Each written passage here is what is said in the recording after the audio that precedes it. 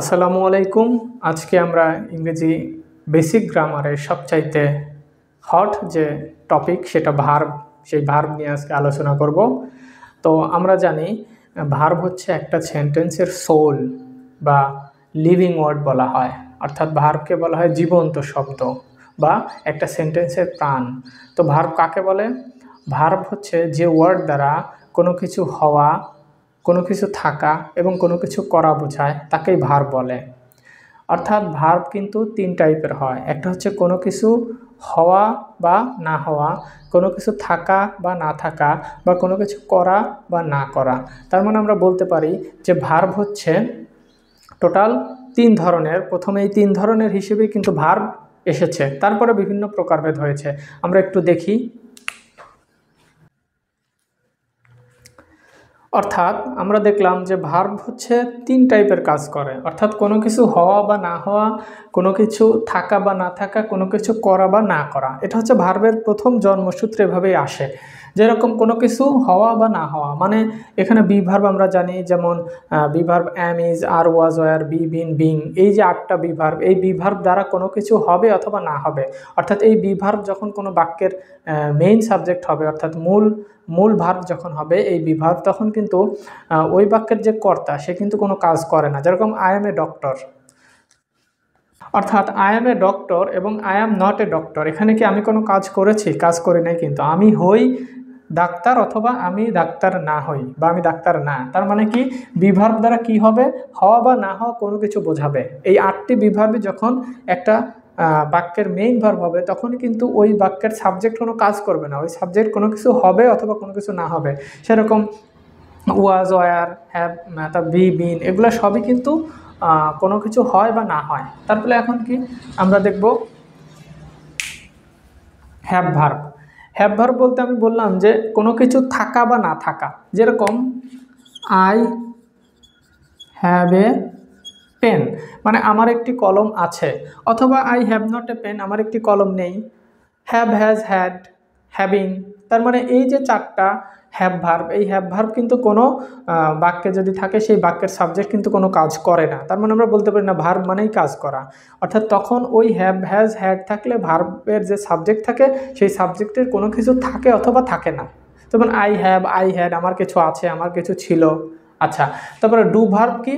Do verb মানে কাজ করা। দুনিয়ায় যত কাজ করা হয় সেগুলো কিন্তু ডু ভার্ব। কিন্তু আমরা প্রচলিত নিয়মে জানি যে ডু ভার্ব হচ্ছে চারটি। সে হচ্ছে ডু, ডাজ, ডিড, অথবা অনেকেই বলে ডুইং বা ডন। কিন্তু এগুলা কিন্তু ডু ভার্ব না। ডু ভার্ব হচ্ছে অনেক। যেরকম ভাত খাওয়া, এটাও ডু ভার্ব। ঘুমানো, এটাও ডু ভার্ব। মানে এই বি ভার্ব, হ্যাভ ভার্ব এবং মডেল ভার্ব সারা পৃথিবীতে যত ভার্ব আছে সব ভার্বগুলোকেই বলা হয় ডু ভার্ব। তো এটা এইভাবেই আসলে ভার্ব প্রথমে আসে, তারপরে এই ভার্বের ভিন্ন প্রকারভেদ হয়। তো আমরা এখন এই ভার্বের প্রকারভেদ নিয়ে আলোচনা করব। এখন আমরা ভার্ব নিয়ে বিস্তারিত আলোচনা করব। ভার্বকে প্রধানত দুই ভাগে ভাগ করা হয়। একটা হচ্ছে ফাইনাইট ভার্ব এবং অন্যটা non finite verb. Finite verb কাকে বলে? যে ভার্ব একটা সেন্টেন্সের সম্পূর্ণ অর্থ প্রকাশ করে এবং পার্সন, নাম্বার এবং টেন্স অনুযায়ী যে ভার্বের পরিবর্তন হয় তাকেই বলা হয় ফাইনাইট ভার্ব। ফাইনাইট ভার্বের বাংলা হচ্ছে সমাপিকা ক্রিয়া। নন ফাইনাইট ভার্ব কাকে বলে? যে ভার্ব একটা বাক্যের সম্পূর্ণ অর্থ প্রকাশ করতে পারে না এবং পার্সন, নাম্বার এবং টেন্স অনুযায়ী যে ভার্বের রূপের কোনো পরিবর্তন হয় না, সেই ভার্বকে বলা হয় নন ফাইনাইট ভার্ব বা অসমাপিকা ক্রিয়া। আমরা উদাহরণ দেখি।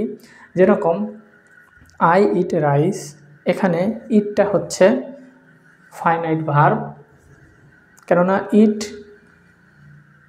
বাক্যের সম্পূর্ণ অর্থ প্রকাশ করেছে এবং এই ইট কিন্তু টেন্স, পার্সন এবং নাম্বার অনুযায়ী কিন্তু পরিবর্তন হয়। কখনো ইট হয়ে যাবে ইটস, কখনো ইটিং, কখনো ইটেন ইত্যাদি। আর এখানে নন ফাইনাইট ভার্বের উদাহরণ দেখি। যেরকম I want to eat rice, অর্থাৎ আমি ভাত খেতে চাই। এই যে টু ইট, এটা কিন্তু নন ফাইনাইট ভার্ব। অর্থাৎ এই টু ইট কিন্তু একা এই বাক্যের অর্থ প্রকাশ করতে পারে না এবং এই টু ইটকে কিন্তু কখনোই এর রূপের কিন্তু কোনো পরিবর্তন হবে না। অর্থাৎ নাম্বার এবং পার্সন অনুযায়ী বা টেন্স অনুযায়ী কিন্তু টু ইট কখনো পরিবর্তন হবে না। অর্থাৎ টু ইট সারা জীবন টু ইটই থাকবে। আচ্ছা, তারপর আমরা দেখি এই ফাইনাইট ভার্বকে আবার দুই ভাগে ভাগ করা হয়। একটা হচ্ছে প্রিন্সিপাল ভার্ব এবং অন্যটা হচ্ছে অক্সিলারি ভার্ব। প্রিন্সিপাল ভার্ব বা মূল ভার্ব আমরা জানি যে ভার্ব বাক্যের অন্য কোনো ভার্বের সাহায্য ছাড়া নিজেই সম্পূর্ণভাবে অর্থ প্রকাশ করতে পারে তাকেই বলা হয় প্রিন্সিপাল ভার্ব। যেরকম আই গো টু স্কুল, এই গোটা কিন্তু এখানে প্রিন্সিপাল ভার্ব। এই গোকে কিন্তু সাহায্য করার জন্য অন্য কোনো ভার্ব এখানে নেই। এখন আমরা দেখব অক্সিলারি ভার্ব। অক্সিলারি ভার্ব হচ্ছে যে ভার্ব প্রিন্সিপাল ভার্বকে সাহায্য করে তাকেই অক্সিলারি ভার্ব, সাহায্যকারী ভার্ব বা হেল্পিং ভার্ব বলে। যেরকম I am going to school, এখানে অ্যামটা কিন্তু অক্সিলারি ভার্ব। আচ্ছা, এই অক্সিলারি ভার্ব আবার দুই ভাগে ভাগ করা হয়। যেরকম একটা হচ্ছে প্রাইমারি অক্সিলারি আর একটা হচ্ছে মডেল অক্সিলারি।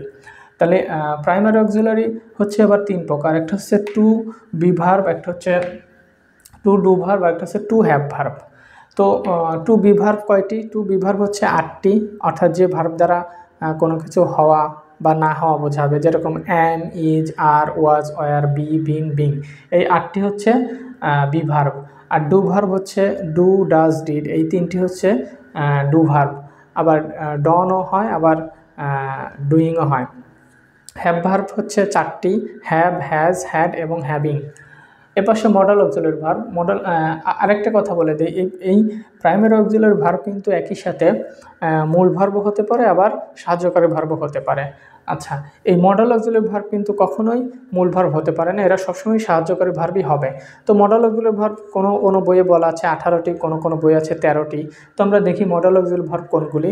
যেরকম can, could, shall, should, will, would, may, might, need, must, dare, ought to, used to, had better, would rather, be going to ইত্যাদি।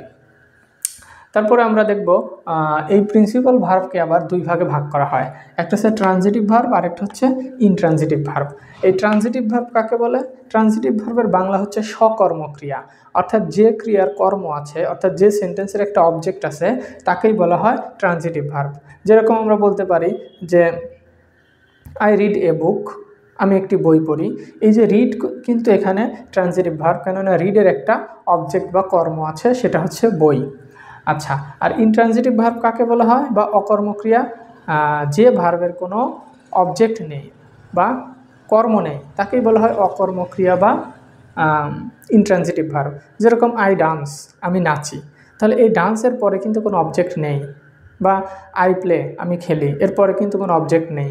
আই সিং, আমি গান গাই, এরপরে কিন্তু কোনো অবজেক্ট নেই।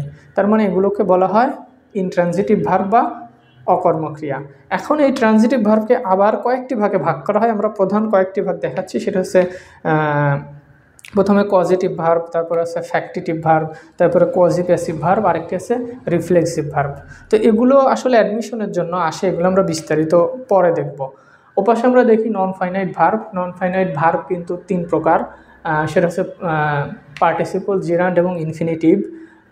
এগুলো অ্যাডমিশনের জন্য খুবই গুরুত্বপূর্ণ, এগুলো অ্যাডমিশনে প্রচুর আসে। তারপরে এই পার্টিসিপল আবার 3 প্রকার। সেটা হচ্ছে প্রেজেন্ট পার্টিসিপল, পাস্ট পার্টিসিপল এবং পারফেক্ট পার্টিসিপল। তো এই সাইডটা আর এই 4টা কিন্তু অ্যাডমিশনের জন্য, তো বেসিক ইংলিশে দরকার নাই। তো আমরা পরবর্তী পার্টে এগুলো নিয়ে একটু বিস্তারিত আলোচনা করব।